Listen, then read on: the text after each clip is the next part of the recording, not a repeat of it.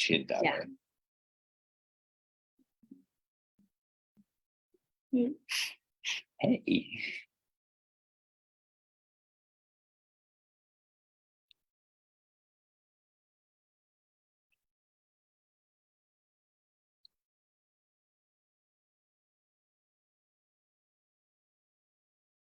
We got this. Oh. Yeah. Yeah. Nice.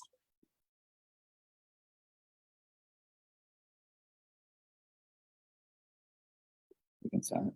Yep. We just get Can we see who's like seeing us or no? No. Okay. that's That's great. probably Let's easier. keep it incognito. Yep. No pressure. No pressure.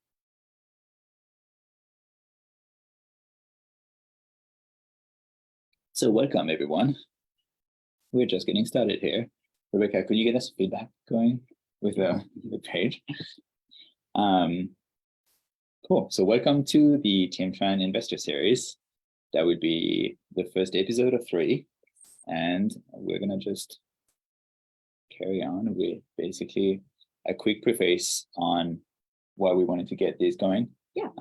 Why did we think about making this investor series? To basically educate and share some experience with our clients and Viewers, anybody that's interested in actually like basically what we do and how we help people and ourselves from our own journey.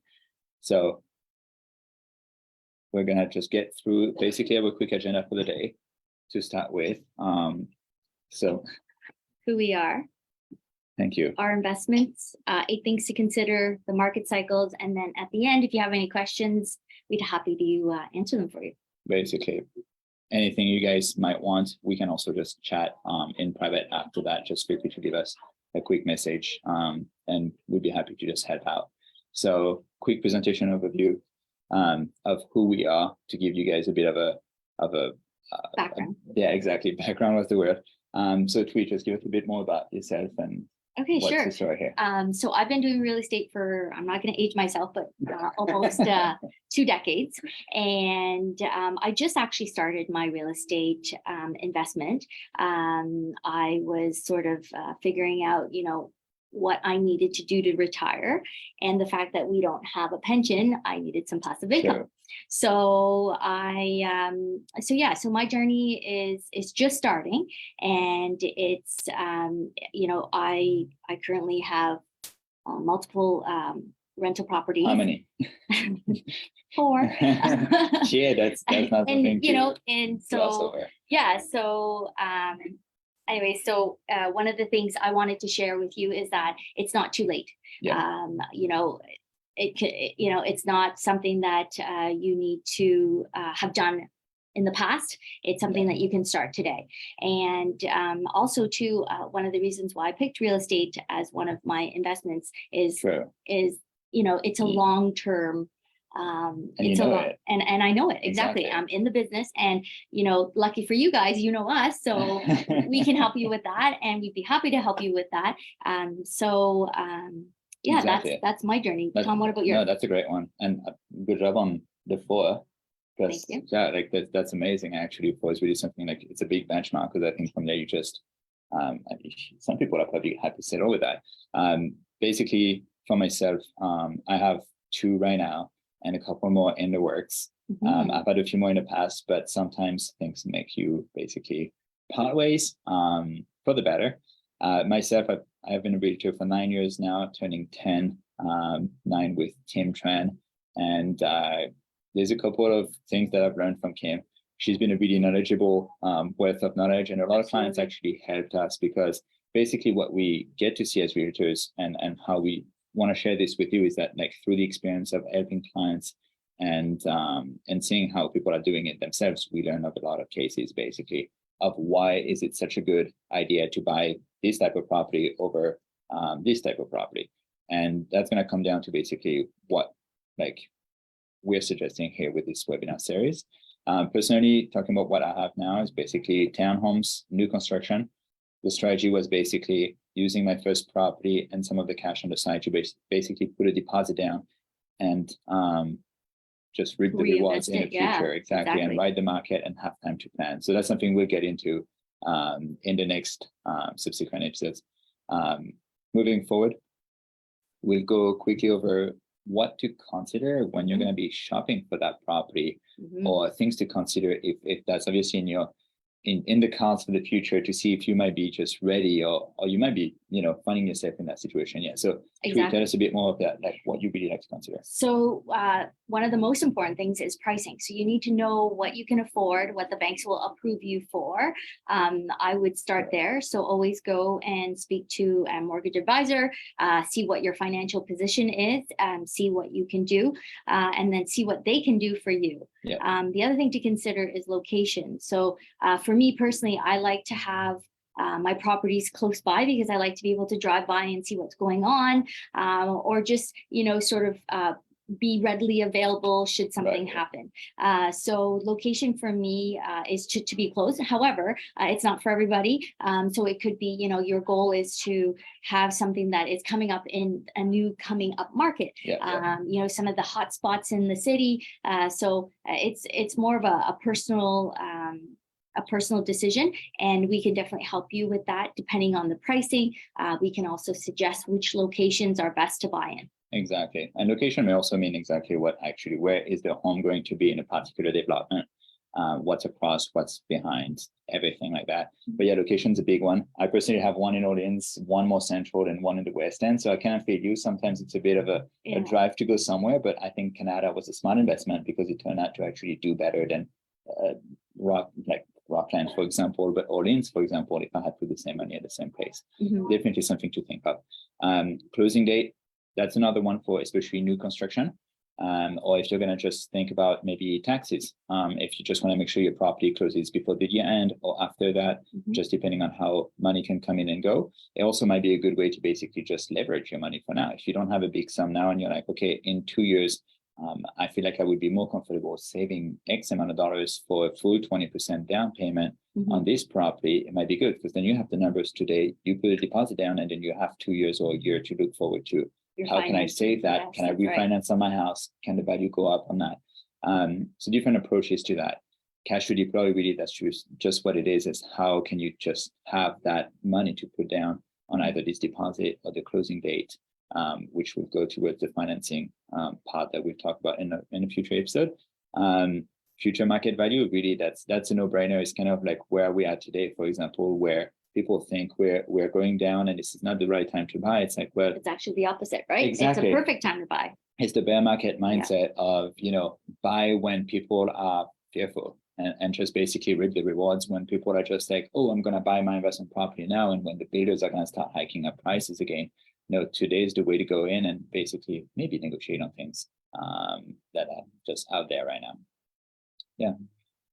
Long-term strategy. I was going to say something. No, long-term strategy really is something that I'd like to talk about when it comes to how an investor sees their whole journey. Like for yourself or for me, it's really like it's a retirement strategy. That's right. It's a 10-year plan.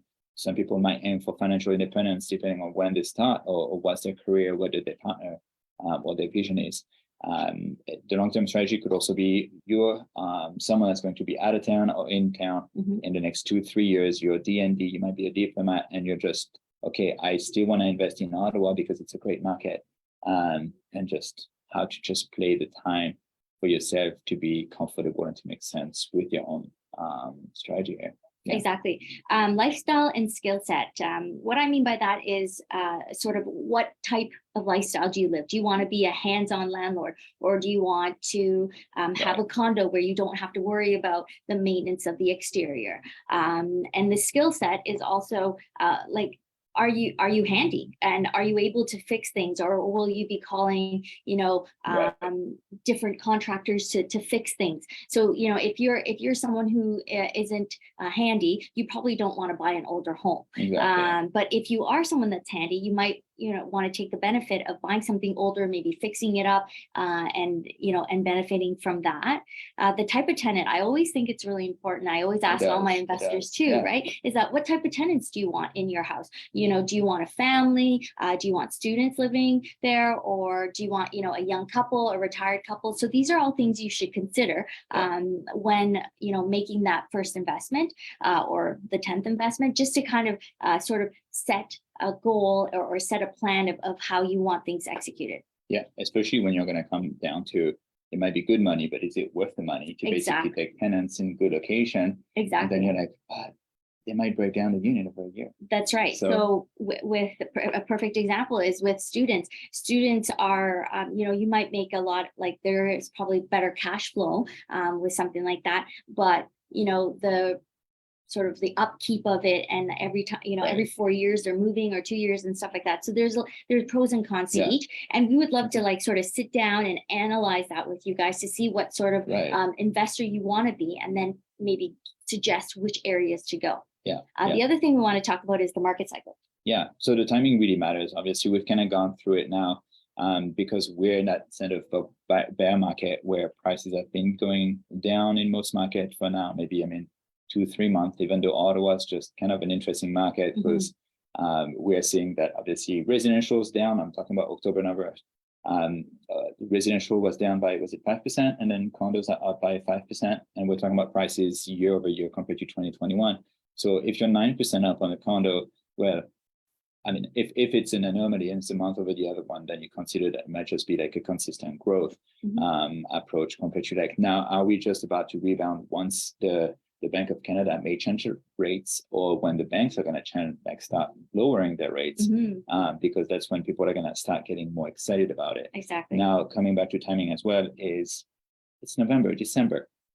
Perfect time. Who's going to sell their home now? Who's going to be like, it's time to go house hunting?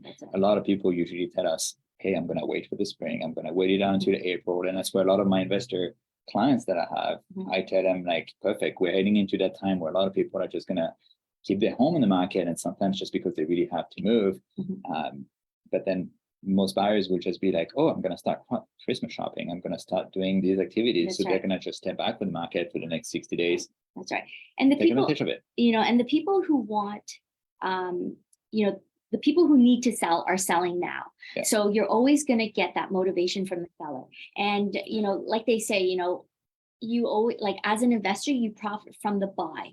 Right. So if you're buying it at the lowest price, then that's where you start to see your profits. So now is sort of like the best time because one, there's not enough demand or competition for the buyers, and then sellers are motivated. So there's that added bonus for you to get that great price that that you're going to get in this market. Absolutely. And like builders now are coming to us. We were just talking about this during the meeting. They're coming to us with trying to negotiate on their price. So you look at a builder's website online, you may not know it, but your realtor does. Oh, we know it. We know it. They're willing to negotiate on the deposit, like we were talking about earlier. The closing date maybe by a little bit might be flexible, but also the price. So we're seeing up to, 6-figure. Maybe not. It's always worth trying here. We're not trying to just say, hey, go hammer every home in town with that kind of discount. But being sensible, it's like now buyers have power of negotiating a little bit. It's something you can take advantage of. And I think now more than ever is that the sellers have realized we're no longer in the crazy market that we were in. That's right. It's shifting. Exactly. So it's a pretty good timing to kind of get out there as well. That's right. So that wraps up our first session. I know that was a lot of information. So if you guys have any questions, we'd be happy to answer them for you.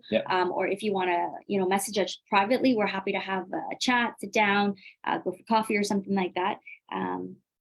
Just give us a message. Is there any particular questions just so far? Okay. What are the most recommended? That's a great one. Okay. So the question was, what are the most recommended areas to invest in? Oh, so top 3 for you. What do you think? So I love the burbs.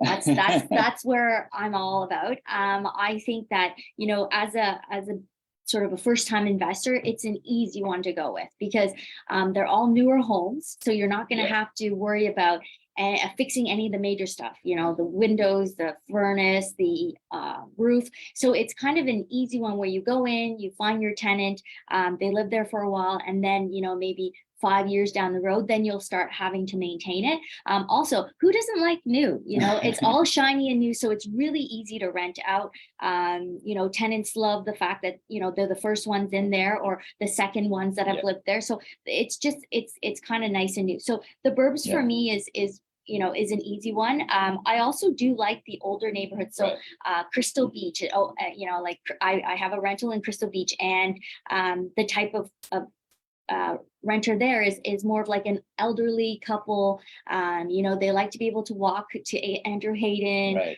some of the parks. You're on a wide lot, so like someone who likes to garden.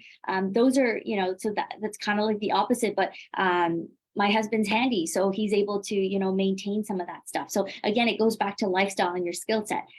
Good. What about you, Tom? I mean, coming back to your point about the new construction or like the burbs, it's an easy first couple of investment properties. So like that's a way to go for sure. Yeah.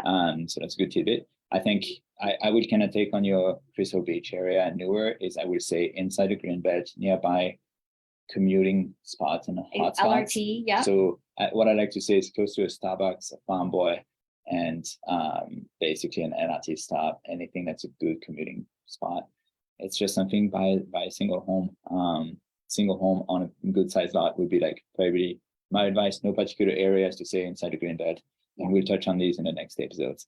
So for us, the next one will be on December 7th, and that's it for now. Thank you for attending. Bye.